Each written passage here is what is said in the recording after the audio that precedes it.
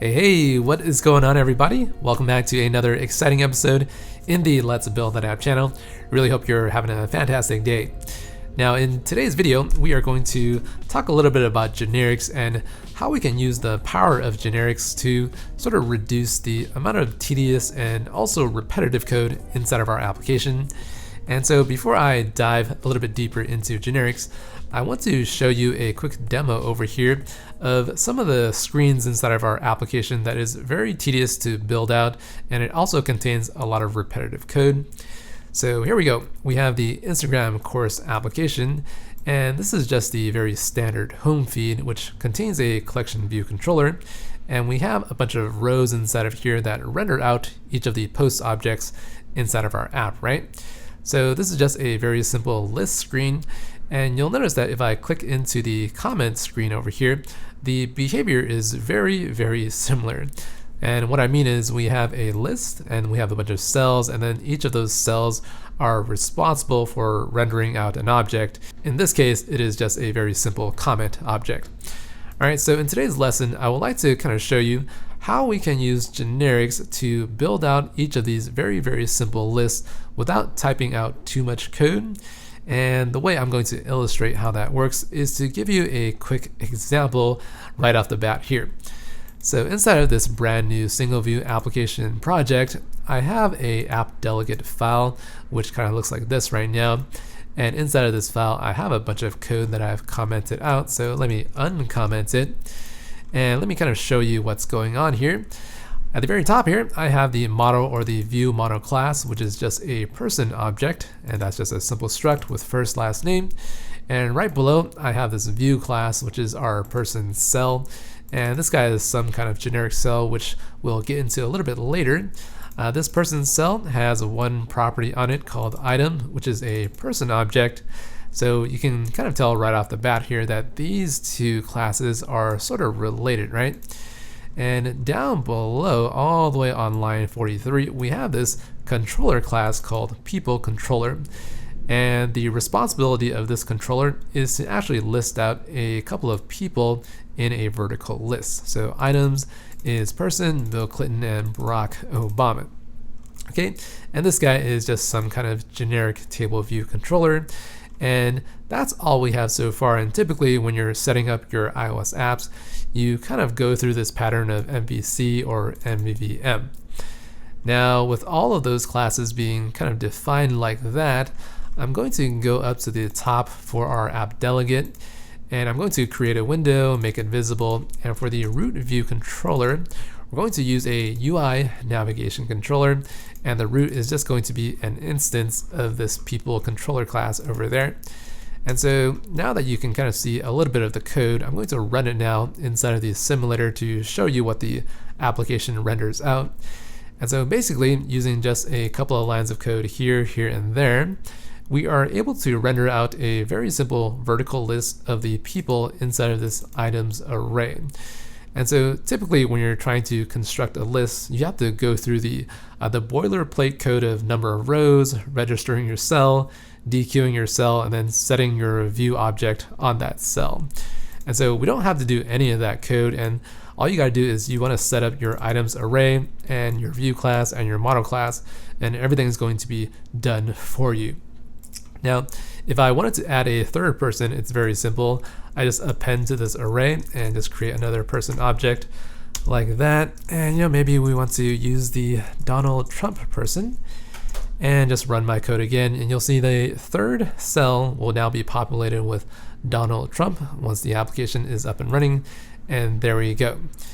Okay, so this right here is quite a bit of code that we just went over, and you probably have a couple of different questions right off the bat here. And the first question is, what exactly is this syntax right over there? So this is called a generic, and inside of here is our person generic. And down below we have very similar syntax with two generics. So the first generic is person cell, and the second generic is a person. And then the other question that you might be having is, what exactly is this generic table view controller and this generic cell? Well, it's nothing really that special. If you command click into this, it'll bring us into this file. And at the very top, this is just a generic table view controller, and it's a subclass of UI table view controller. And it does a bunch of stuff here. And we have generic cell all the way down at the bottom. All right, so let me kind of just navigate back to the app delegate, and let me tell you this right now. If we try to kind of dissect exactly what the code is doing by just looking at these three classes, it's pretty hard to kind of figure out what's going on.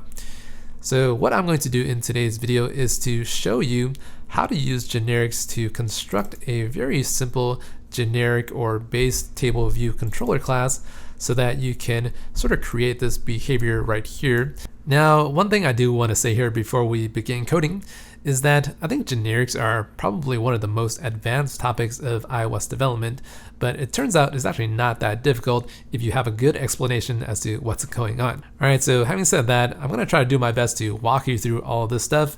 Let's go ahead and get started with Xcode right now. All right, guys, welcome back to the coding session of today's video. The way we're gonna start off here is to take a look at this sample table view controller class, and let's kind of see what it is doing. It's not doing very much, but let's just take a look at it nonetheless. Inside of viewDidLoad, we have register UI table view cell.self. We're using the cell ID up here. Instead of number of rows, we're returning 100 cells. And then inside of the DQ process, we are setting up the text label text using indexPath.row. Okay, so nothing too special. And what I would like to do is to copy this code over there, go back to app delegate and just paste that in there just so that I can run my app right now, and I'll show you exactly what the sample table view controller does. So again, nothing too fancy. We're just returning 99 cells over there, or 100 cells to be more accurate. Okay, so now what I want to do is to present you a quick question. And so basically the question is, what happens if you want to create a second controller, right?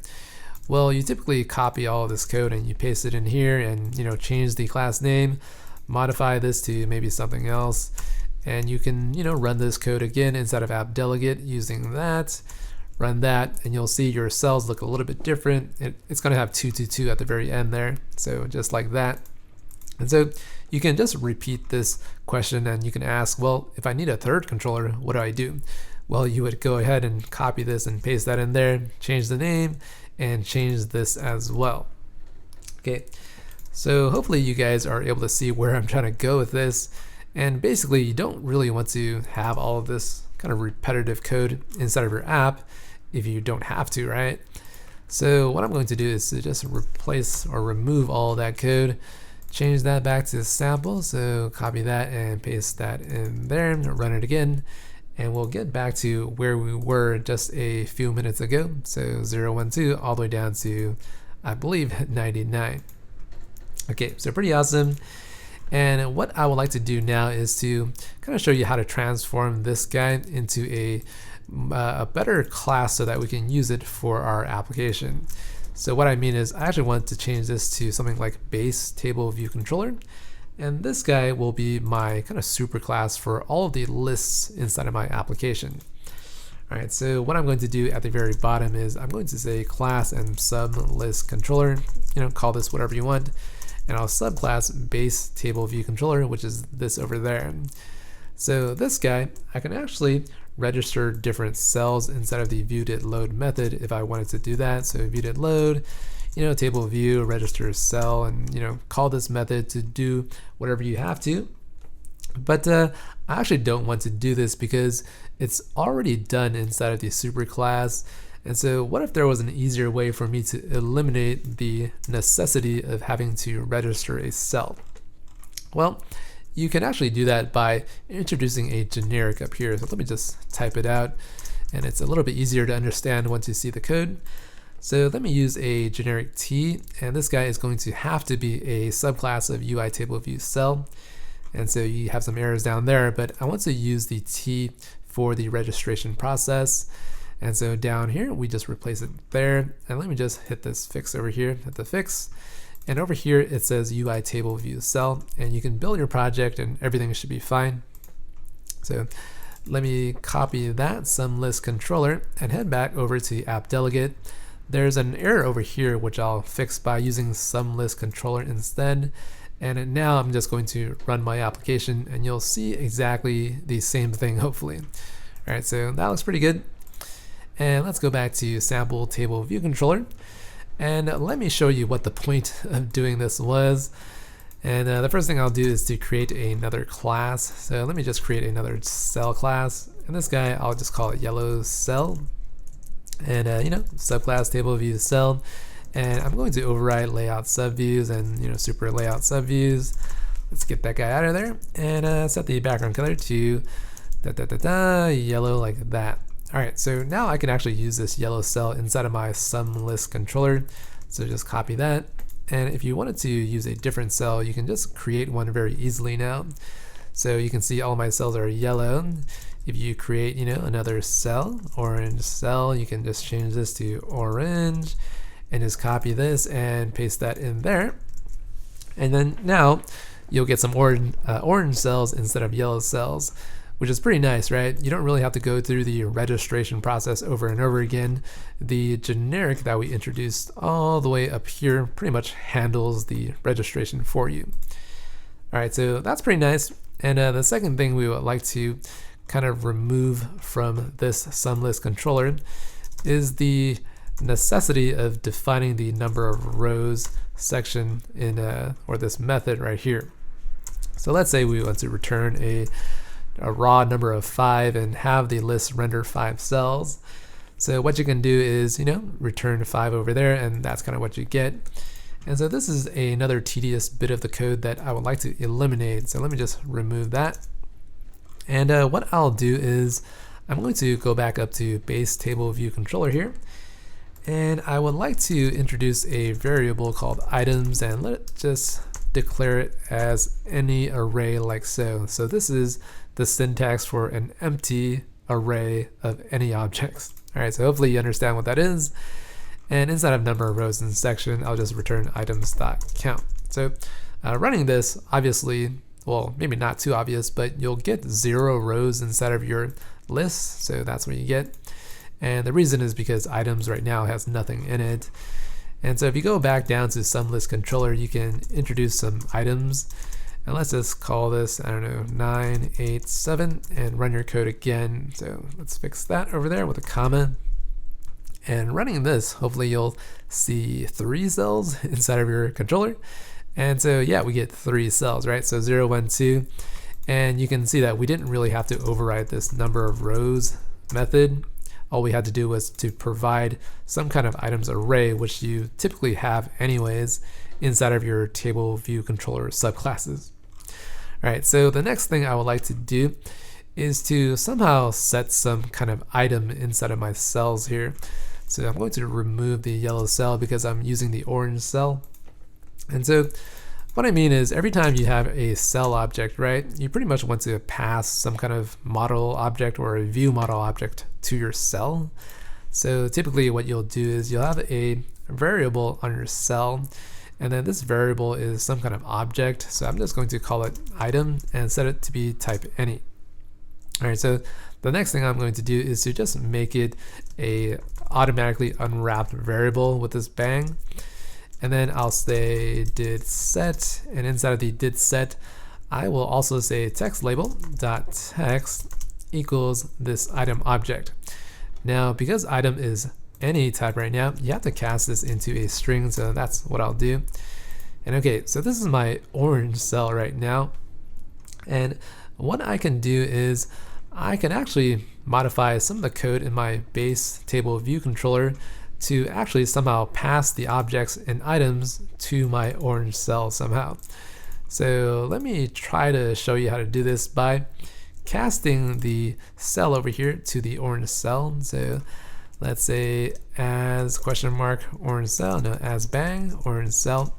And the moment that you do that, this cell over here is of type orange cell, which means that it has this item property on it, which is of type any. So this is the property we just declared.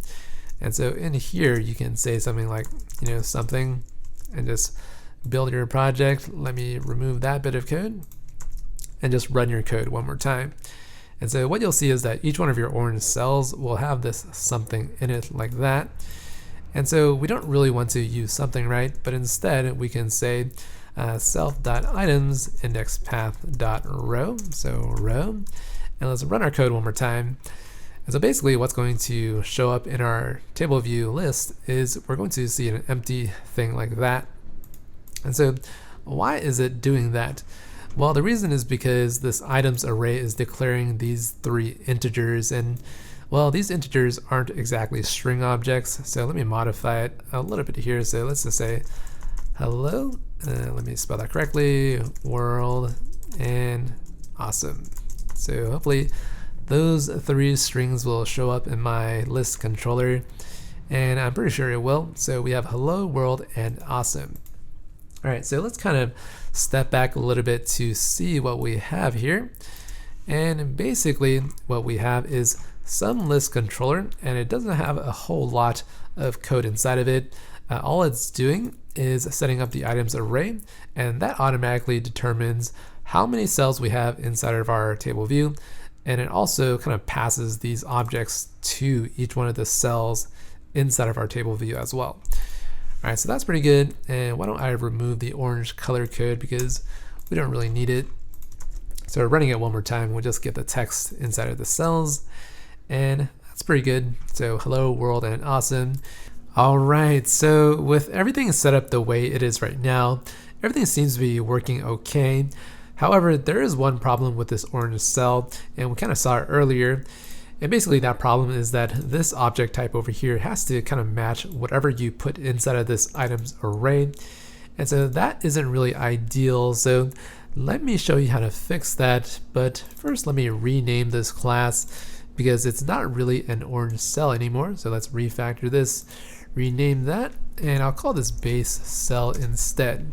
All right, so base cell is here, here, and also over here.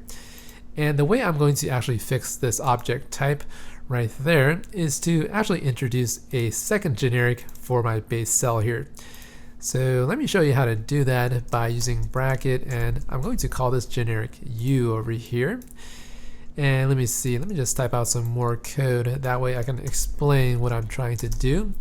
So with this generic U, I'm going to make this item over here be of type U. And so var item be of type U like that, use a bang. And that's kind of all I want to do for now. I don't really want to use the did set. And so the question is, what exactly am I going to do with base cell of generic type U?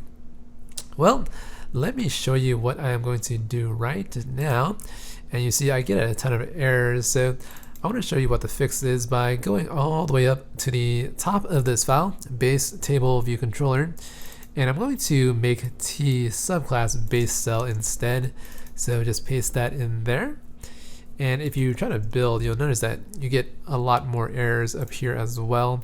So clicking on that, it says that this base cell doesn't really have a type. So how do we exactly fix this, right? Because the base cell needs to have some kind of generic over here of type U. And so what I'm going to do now is going to be a little bit confusing, but I want to type it out first. So for this base table view controller, I'm going to actually declare a second generic as well. So this guy can be Z, it can be X, it can be V, anything you want. But to be pretty clear as to what it's going to do, I'm going to call it U instead. So that's my second generic, and it doesn't actually match with this thing over here. So they're really different things. So don't get confused about that. This is just the second generic for my base table view controller. And so with that U, I'm going to make my base cell also use that generic type of U over here. So these two U's actually match. All right. So what exactly am I going to do with that U is I'm going to make this items array also be of type U. So instead of any, we are going to have a array of type U objects. All right, so I'm going to try to build this one more time. And we're still going to have a problem down here with this base cell. If you click on this and hit the fix, it'll introduce this anything over here. But instead of any, we can also use the U generic. So let me just paste that in there. And what this line of code is doing now, it's basically dequeuing a cell we're casting it into a base cell, and the base cell, the generic for our base cell is type U, which matches this U and this U up here, and also the U for the items array. All right. So what that really allows us to do is like this cell over here, if you comment out that line, you can say cell.item. The item on this cell, this base cell, is of type U, and all of the objects inside of items array, so this items right here is also type U, which means that we can just get the object out of it using the row on your index path. So these two lines are equivalent. I can actually get rid of that right there. And that's pretty good. So if you try to build, you are still going to have some problems down here. All right, let me just first remove these couple of lines of code. And now what I'm going to do is I'm going to try to fix this over there. So the base table view controller really requires two generic types now. So the reason for that is because we have the generic type T and also the generic type U up above. So this code doesn't really make any sense anymore, and the easiest way to show you what the fix is to actually implement some type of objects up here. And let me show you what I want to do.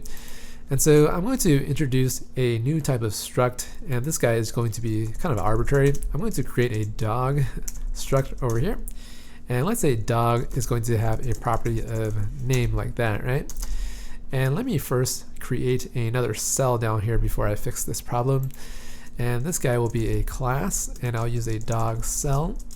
And this guy will be subclassing base cell like so.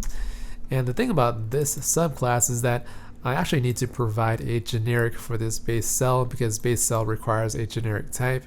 So if you click that and hit fix, you get the any over here. But instead of using just any, I can actually use a generic of type dog like that. So this dog is going to fill in the U object, which means that this type is going to be dog for this dog cell. So if you type out item, you can override it and just say dog like that. And I'm going to say did set. And then for this dog cell, you can actually say, text label dot text equals dog right there. Not dog, but I'm going to use item dot name. So item has a property of type of dot name because it is of type dog. All right, so definitely some of this code might be a little bit confusing if you're not used to using generics, but that's kind of how it works.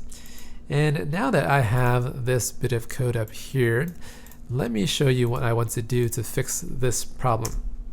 All right, so again, base table view controller is going to require two types of generics or two types of classes in here. One for the first one, which is going to be our cell. So this is the first generic T, is going to have to subclass a base cell. And then the second generic is U, which is going to be the generic type for our base cell. So that might sound a little bit confusing as well. And the answer here is to use your dog cell class like that. And for the second generic, we are going to use the dog over there. And so once you do that, you can build your project and you'll get this error down here. And so let's see, items is going to be of type U, and this is probably incorrect. It's supposed to be of type dog. So what I can do is declare a brand new array, and you can just declare some dog objects inside of here. Let's call this woof and woof for the name. And the second dog we will call, let's see, is a good name. We will just call this rough and rough and rough. All right. So now this sum list controller has this items array. Inside of that array, we have two dog objects with these two names, and everything compiles okay. The last thing I would like to do is probably run my project now to see what the application actually renders out as. And as you can see, we have woof woof and rough rough rough. Okay, so that's kind of how we fix our application so that we have a table view controller called a base table view controller, and we can just subclass it and then also provide a cell and some kind of struct or model object like our dog. And then we provide items over here and everything just works out. Your application renders out perfectly like that. All right. So one thing that you cannot do now, and it's actually good because we've kind of declared some rules for our base table view controller, right? So let's say you have some kind of other cell, and this cell will be of type, I don't know, string cell, and that's the name, and it'll subclass base cell, right? So if I try to use an int over here, you'll notice that the item object is of type int, like that. And let's just say did set. Let me type that out correctly. This text label dot text equals some kind of object string, and inside of here I'll just use string interpolation and fill out the item int inside of there. Now the problem with this is that you are going to encounter a compiler error if you try to create a cell with the wrong type of generic object. So let's say this dummy controller, and let it be of type base table view controller, right? So the first generic again is going to be a cell. So if I use a string cell over here, and if I use a string for the actual second generic type, it's not going to allow me to do this. So if I click over here, you'll see that this is a string, and it says that base cell inherits, or the string cell needs to inherit from base cell string like that. So the problem is that this guy over here needs to be a string type, and then if you try to build now, your application should work, but you need to change this to be a string instead. All right, so build one more time. And now that all of your types match, your application is no longer going to complain about any type of generic error. All right, so as I kind of promised in the beginning of today's video, you're probably going to find a lot of this code really advanced, and most likely you probably found it really confusing as well, especially if you're not used to using the syntax for creating generics inside of the Swift programming language. But one thing I do encourage is that you actually try to type out some of the generic syntax. That way you get more comfortable with exactly what the code needs to look like for it to compile. And finally, the thing about generics is that they're actually super powerful, but only if you know how to use them correctly. Okay, so I think that is going to wrap it up for today's video. If you enjoyed it and if you want to support me and what I do on this channel, make sure to support me by checking out the couple of courses using the links in the description below. If you want to download the source code for today's video, make sure to head down to the description as well. That's going to be it for me today. I will see you in the next lesson. Bye bye guys.